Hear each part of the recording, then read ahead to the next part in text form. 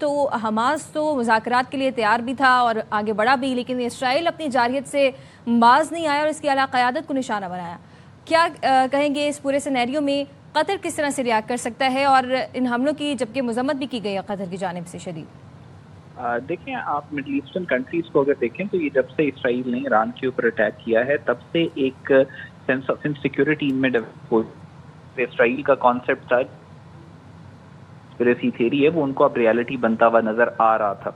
تو آلریڈی جو middle asset کے اندر ممالک تھے وہ اپنی سیکیورٹی کے لیے پریشان تھے، لیکن ابھی جو قطر کے اوپر اسرائیل نے اٹیک کیا ہے that is a very serious ایسکیلیشن.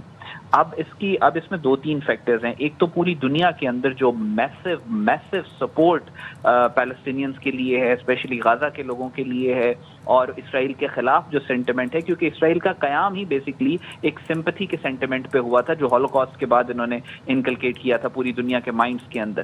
تو اب وہ پچھلے 100 سال کی جو ان کی پالیسی تھی ہرزل کے زمانے سے لے کر پھر ہولوکاسٹ اور پھر اب تک، وہ ساری کی ساری ڈسمینٹل ہوتی ہوئی اسرائیل کو نظر آ رہی تھی. اسپیشلی جو فلوٹیلا والا سارا معاملہ ہو رہا تھا کہ پوری دنیا سے ممالک ایڈ لے کے اس کی سیچ توڑنے کے لیے جا رہے ہیں، اس کی ایک اپنی انفارمیشن ڈومین میں پرسیپشن ہے.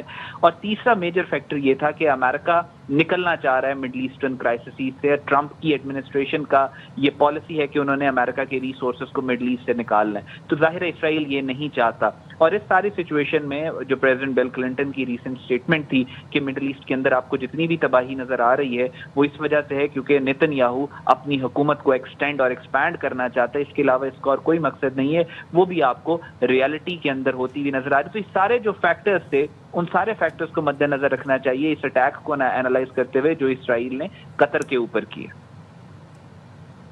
اچھا، تو حسن العربی صاحب، آپ کیا سمجھتے ہیں کہ اب ساری صورتحال کے بعد مزید کیسی صورتحال بنے گی؟ کس طرح سے اب ان سب چیزوں کو مینج کیا جائے گا؟ کیونکہ حماس اب مذاکرات کو مزید بڑھائے گا یا ایک مرتبہ پھر سے وہیں پر ساری سچویشن آ کر رک جائے گی جہاں پر پچھلے دنوں تھی؟ دیکھیں، ایک ٹگ آف وار اس وقت پوری دنیا میں چل رہی ہے. پوری دنیا کے اندر اس وقت جو بیہائنڈ دا سین لابیز ہیں، ایک پرو وار لابی ہے اسپیشلی امریکہ کے اندر، اور ایک اینٹی وار لابی ہے.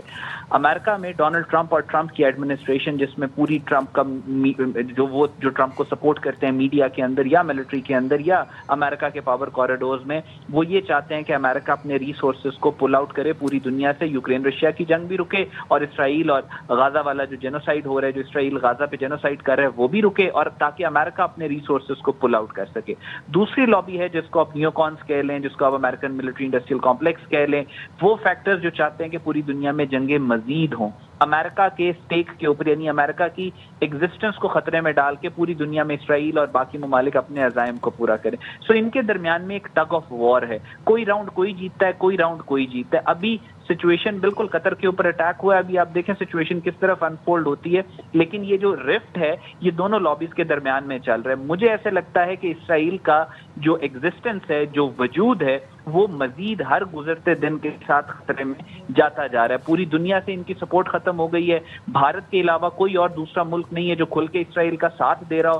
ایون امریکہ بھی ریلکٹنٹ ہے پبلکلی اسرائیل کے ساتھ کھڑے ہونے پہ. اب یہ ان کا جو اسرائیل کی آبادی ہے، 2% لوگ پرماننٹلی اسرائیل کو اسرائیلی چھوڑ کے چلے گئے ہیں پچھلے 2 سالوں میں، تو کوئی وہاں پہ رہنا بھی نہیں چاہ رہا. تو اس ساری سچویشن کے اندر اسرائیل کے لیے، اسرائیل کی بقا کے لیے، ان کی ایگزسٹنس کے لیے مجھے خطرات مزید بڑھتے ہوئے نظر آ رہے ہیں. گریٹر اسرائیل کا کانسیپٹ تو بہت دور کی بات. ٹھیک ہے، منصور جعفر صاحب آپ کی طرف بڑھیں گے. اسرائیل نے غزہ پر قبضے کے لیے ایک نیا آپریشن تو شروع کر دیا ہے اور زمینی فوج بھی غزہ میں داخل ہو چکی ہے. اب مذاکرات کی کیا حیثیت رہ جاتی ہے؟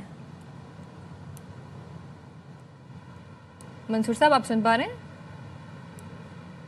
منصور صاحب سے رابطہ پھر سنبھال کرنے کی کوشش کرتے ہیں. حسن صاحب، آپ سے بھی یہی سوال ہے کہ جب زمینی آپریشن شروع کر دیا ہے، زمینی فوج غزہ میں داخل ہو چکی ہے، قطر میں حماس کی مرکزی قیادت کو نشانہ بنایا گیا ہے، تو اب اس پوری سچویشن کے بعد مذاکرات کی کیا کوئی حیثیت رہ جاتی ہے؟